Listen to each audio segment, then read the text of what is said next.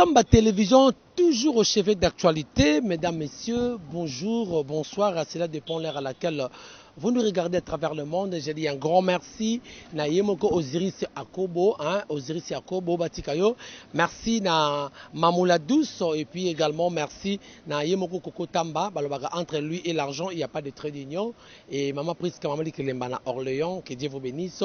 Et les grands sapeurs na Brazzaville, père double one ngimbi wa ngimbi na pana manzama pa boleti kozali. Alors boyebi ndenge toyebisaki bino ko mwa mbutu ezali na kati ya politique na biso ya lelo oyo ekozala sur ya organisation ya élection ya 2023. Boyebi que il y a une polémique autour de cette question. Est-ce qu'il y aura des élections en 2023? Est-ce qu'il n'y aura pas d'élections en 2023? Et qu'est-ce qui fera qu'il n'y ait pas d'élections en 2023? Alors certaines personnes disent qu'il n'y aura pas d'élections parce qu'on doit au préalable organiser les élections. Et c'est ce qui fait que, mesdames et messieurs, l'élection est comme un peu dubitative. C'est-à-dire, est-ce que ça m'a Awa tozali na CEPAS Oezali Centre d'études pour l'action sociale, c'est pas son sigle en la commune ya Gombe en face il y a affaires étrangères et c'est quoi puis Martin Fayoulou tout à l'heure a tenir un point de presse pour expliquer Imboka sur la réforme institutionnelle on a loi portant organisation et fonctionnement il y a une élection dans Mboka Biso République démocratique du Congo auto-convention en 2023. Est-ce qu'il y aura glissement ou pas? Balobi ato pakoli dongo ato leki na bakaro oko glisser kakate. Il y a une idéologie à l'élo, idéologie à dongo. Merci beaucoup. Alors, sans plus tarder, je vous laisse suivre. Ceci vous concerne, Brazzavillois et Brazzavillois, Congolais et Congolais. Vous voulez vous habiller chiquement? Contactez boutique Sergio A, espace élégance. Brasma Avenue Longtiemé, Ribanda Wende, na Brazzaville, le numéro 197. Pour tout contact, composez 00242 050 32 64 11. 00242 050 32 64 11. Boye malamwe.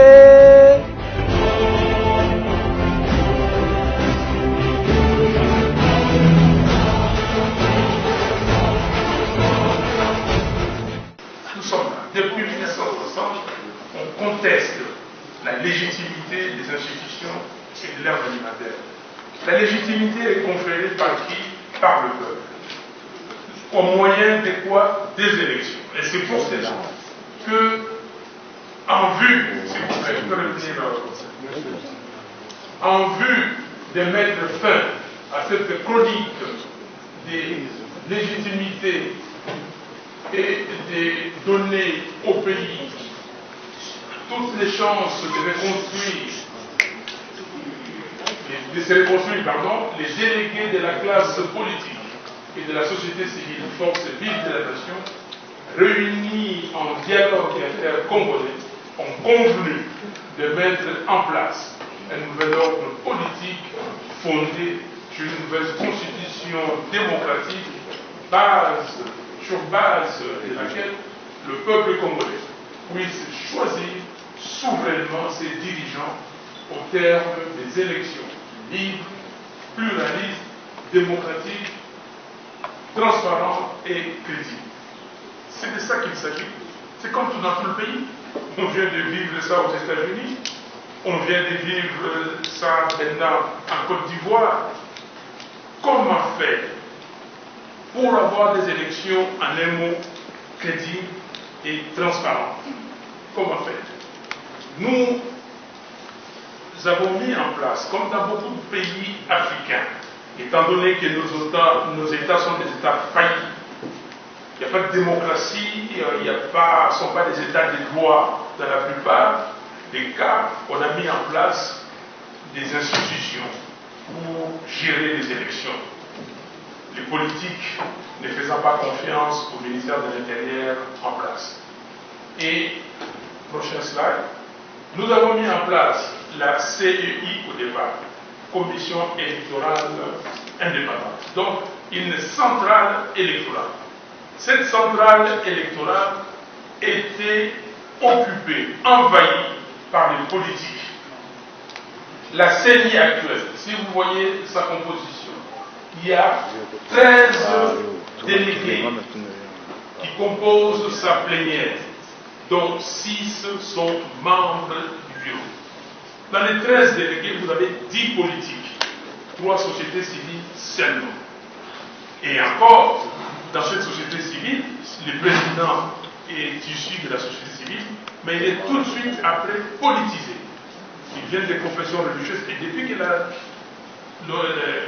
ça a commencé, depuis 2005-2006, c'est soit un abbé, soit un pasteur, soit un membre envoyé par une église. Et tout le temps, ces membres ont été récupérés par le pouvoir en place. Donc, c'est ni politisé, 10 délégués de forces politiques, 3 délégués de forces sociales seulement, et vous avez une plénière et un bureau. Dans le bureau, le président, comme je l'ai dit, est récupéré. Le vice-président à qui on a confié beaucoup plus de responsabilités est membre de la majorité, entre guillemets, politique à l'Assemblée nationale. Et les rapporteurs viennent de l'opposition. Tout de suite, quand il entre dans la CENI, ils font équipe, et le président, et le vice-président, et les rapporteurs. Donc on n'a rien d'indépendant. Le rapporteur, les questeurs, vient aussi des politiques. Et toute la structure est politisée. Vous avez la structure, je ne veux pas commenter davantage, vous connaissez la CENI aujourd'hui. Et à la CENI, on a confié, on a créé ce qu'on appelle le secrétariat exécutif national, l'administration de la CENI. Et tout le monde vient de là. M. Ronsard Malonga, qu'on propose, il était secrétaire exécutif national. C'est l'homme clé qui fait tout. Et c'est par là que la tricherie commence. Alors, nous nous sommes dit, qu'est-ce qu'il faut faire? Prochain slide, s'il vous plaît. Prochain slide, l'organigramme qu'on propose. Nous voulons rendre l'organisation et la gestion des élections crédibles et transparentes. Quand je la plénière de la CENI en tant qu'organe de contrôle, nous voulons garantir l'indépendance et l'impartialité des membres et du personnel de la CENI. C'est très important. Quand les membres sont là, ils doivent travailler pour la République, ils doivent travailler pour que les élections soient le reflet des positions du peuple. Il faut que ce soit la photographie des jurys. Et nous voulons élargir la gestion de la CENI à d'autres structures de la société civile. Pas seulement 3 membres de la société civile. Si les politiciens occupent toutes les places et la société civile est laissée à la portion congrue, et nous voulons, dans cette réforme, que la société civile occupe une place de choix, mais que cette société civile fasse réellement son travail, qu'elle ne soit pas inféodée et parce qu'elle est proche de la population, qu'elle reflète réellement ce que le peuple congolais veut. Septièmement, nous voulons redéfinir les attributions des organes de la CENI. Vous avez la plénière, vous avez les bureaux, et nous devons redéfinir les attributions et nous irons plus loin. Nous allons voir comment éclater certains autres organes. Sélectionner les membres de la CENI sur base de leurs compétences. On ne va pas venir parce qu'on est frère d'eux, sœur d'eux et de je ne sais qui, parce qu'on fait partie de telle organisation. Non. Nous voulons que pour certains postes, vous allez le voir, comme le rapporteur. Pourquoi le rapporteur de la CENI doit être un politique? Pourquoi les questeurs de la CENI doivent être un politique? Donc nous voulons des concours pour recruter certains membres de la CENI. Nous voulons déconcentrer le pouvoir du secrétaire exécutif national actuel. Il a trop de pouvoir. Nous allons subdiviser le secrétariat exécutif national en 3. en 3 secrétariats. C'est ce qu'on appelle dans le jargon du business aujourd'hui la fonctionnalisation. Nous voulons fonctionnaliser. Pas des structures pyramidales. Il y a des chefs qui est tout puissant, tout sacré. Non, nous avons des responsables qui maîtrisent leur département, qui savent ce qu'ils font et ils proposent des choses concrètes à la centrale électorale. Nous voulons réaffirmer le principe d'autonomie administrative et financière de la CENI. Nous voulons rendre effectif les services audit internes. L'audit est là pour aller voir si ce qui devait être fait, ce qui a dit qu'il devait être fait est réellement fait et selon les procédures. On ne peut pas, dans ce monde moderne, dépenser $1 milliard et que personne vienne demander compte. Et ça, c'est extrêmement grave. Nous sommes au XXIe siècle où il y a l'argent des contribuables et même des partenaires. Cet argent est dépensé sans qu'on sache exactement comment ça a été dépensé. Et donc, nous voulons aussi mettre fin à l'impunité des intervenants dans le processus électoral. Vous ne pouvez pas venir fabriquer des chiffres comme vous voulez, et puis vous parvenez dans la vie, dans le pays, et vous avez encore les kilos de prendre la parole. C'est une insulte au peuple. C'est extrêmement grave. Dans aucun pays au monde, ça peut se faire. Moi, je ne peux pas. Et nous avons droit à la différence. Chacun de nous a droit à la différence. On ne peut pas parce qu'on dit que non, les Congolais acceptent l'inacceptable. Non, pas tous les Congolais. En tout cas, pas le peuple congolais comme je le comprends. Nous devons faire respecter la durée du mandat de la CENI, des membres de la CENI. Durée de mandat, 6 ans. 6 ans, fini, vous partez. Vous ne pouvez pas rester là. Vous partez. Et puis, on doit mettre en place des mécanismes pour que la centrale continue de fonctionner normalement. Et nous devons aussi garantir le droit à la sécurité sociale au personnel de la CENI. Les personnels de la CENI sont des hommes et des femmes qui ont des responsabilités et qui ont une vie à mener. Donc, ils ont droit à la sécurité sociale. Et enfin, nous voulons garantir la liberté syndicale aux gens et cadres de la centrale électorale. Donc, s'ils ont des revendications, il faut qu'ils présentent ces revendications. Voilà l'esprit qui habite cette réforme. Vous le voyez maintenant, je l'ai transmis dans un organigramme. Nous avons 2 structures. La première, c'est la plénière. Et nous voulons une plénière de 23 membres. La plénière actuelle, c'est 13 membres. Nous disons 23 membres. Comment? Nous avons une plénière. Vous avez 8 délégués des confessions religieuses. Ça, c'est un pays très religieux, spirituel.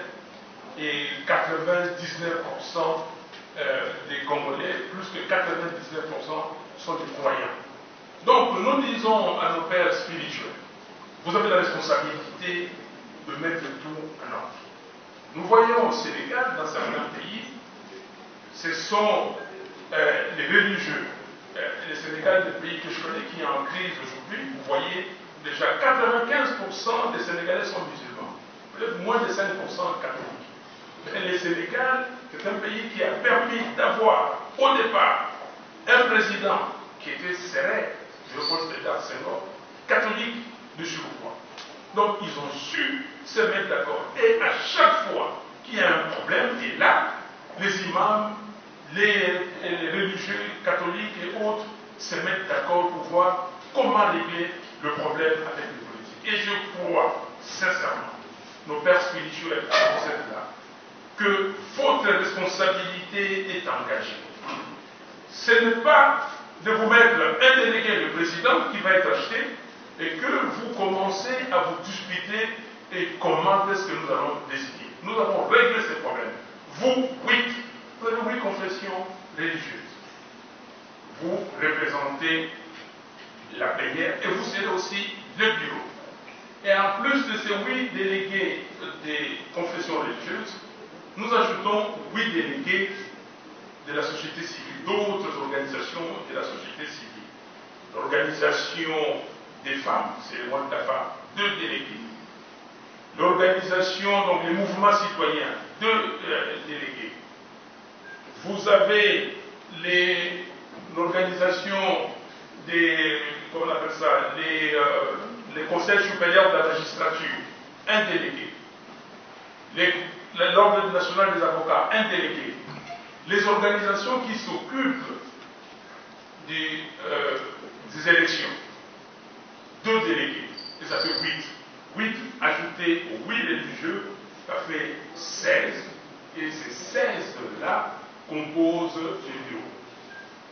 Voilà, et au sein de la plénière, vous avez un rapporteur. Ce rapporteur, pas un politicien, il est réputé sur le concours. Après la candidature, et puis on le reprise, lui et son adjoint, ils font partie du bureau et de surcroît membres de la plénière. Et enfin, vous avez 6 délégués des forces politiques. On veut réduire au minimum les forces politiques. Donc, 6 délégués des forces politiques. Et on vous dira plus tard comment ces 6 délégués vont venir. Après, on peut monter les tableaux hauts pour que les gens qui sont de l'autre côté voient. Juste monter un peu plus. Si ça peut monter, donc voilà. Donc, maintenant nous avons le bureau. Comme je dis, le bureau, vous avez 8 délégués des confessions religieuses, 8 délégués des forces sociales et 1 rapporteur. Ça fait 17 membres du bureau. La plénière, 23. Le bureau, 17. 17 plus 6 qui viennent de la classe politique. On va dire qu'il y a des forces politiques. Les forces politiques. Que vous preniez les résultats fabriqués par M. Nanga, que vous preniez les résultats sortis par notre avocat, il y a eu 3 forces politiques. Ces 3 premiers, ça peut constituer la référence que chacun, par dernière revue, envoie 2 délégués au sein de la plénière de la CNI. Donc, la plénière a un rôle de contrôle. Évaluation, contrôle. Boza kosepela, boza mobimba pe bosepela déjà pambate. Les boss, les patrons Albino Mongindu atiela bino mobange na restaurant bar Montfleury na ndenge ya système amikili na ndenge ya kini na ndenge ya osakanate. Bana Marseille, bana Saint-Etienne, bana Paris, bana Belgique, bana États-Unis, bana Canada, bana mokili mobimba. Oza na posa ko lia système européen. Puna boza mobimba, les boss, les patrons Albino Mongindu, restaurant bar Montfleury, brasserie, atiela biso nyonso. Oza na posa ko yoka miziki ya bien, oza na posa ko bina rumba ya bien, oza na posa ovandi, ozoka miziki classique pena opéra, neti faire gola betela biso. Regarde-moi, oza na posa ko yoka live, c'est-à-dire karaoké, kimambangu na France na Orléans. Una ndoko kuta restaurant bar Albino Mongindu Montfleury. Kuna soko kyo orovana kimia. Cadre moko ya ba responsable, cadre moko très classe. Restaurant bar Albino Mongindu. Bilei ya bana mboka. Toki mamba.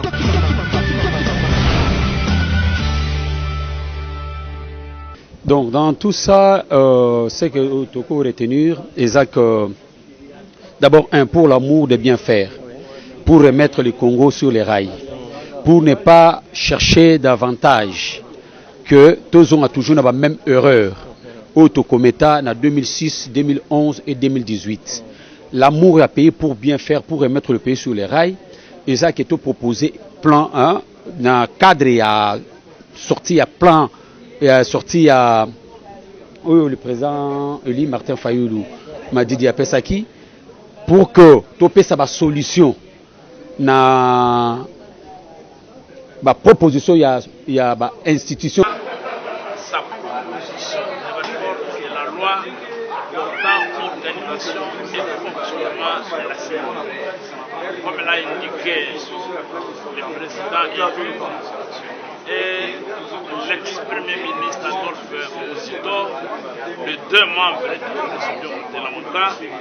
L'objectif fondamental de cette proposition de réforme de la loi sur la CENI, c'est la recherche de la neutralité, l'indépendance de la CENI.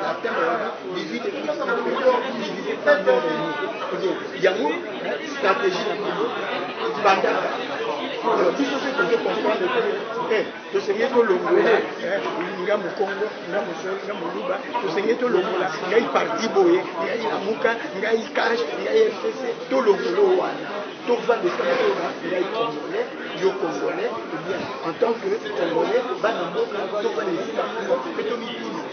Congolais,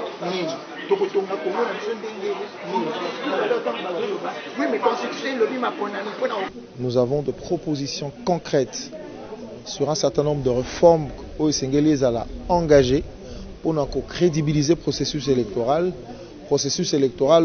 et pour garantir la vérité des urnes. Les lots, ils allaient première séance où ils ont inauguré une série il y a des séances que Salema où te biso ba ila muka to ba ko talisa na ba imboka makanisi na biso na otali ba réforme. Le lozalaki likambo etali la loi organique portant organisation et fonctionnement et à CENI. Ba innovation et salemi innovation et ali bosso oyo biso to sali pour résoudre makelelo et salemaka ndinga ndinga na CENI parce que boyebi ke pona ko pona mokambi ya CENI ezalaka toujours pasi na bayi confession religieuse ezaka likambo ya kanyaka na kati bayi politique ba kokota na kati pona koyeba ko somba ko pona moto moko pe ba chaili kolo biso tolobi to identifier 8 confessions religieuses au bazali na kati ya organisation na bango moko babengaka SIM na bureau ya CENI esengeli moko na ba confession religieuse wana batinda na délégué na donc 8 délégués à confession religieuse na kati ya bureau kuna pe tolobi société civile ba ko bunda bango ne bazali peuple bango ne bakendaka ko voter il faut bazana ba sinzili na bango na kati ya CENI tolobi le 8 composantes ya société civile esengeli bango pe bazala na ba représentant na bango parce que CENI ezali likambu ya peuple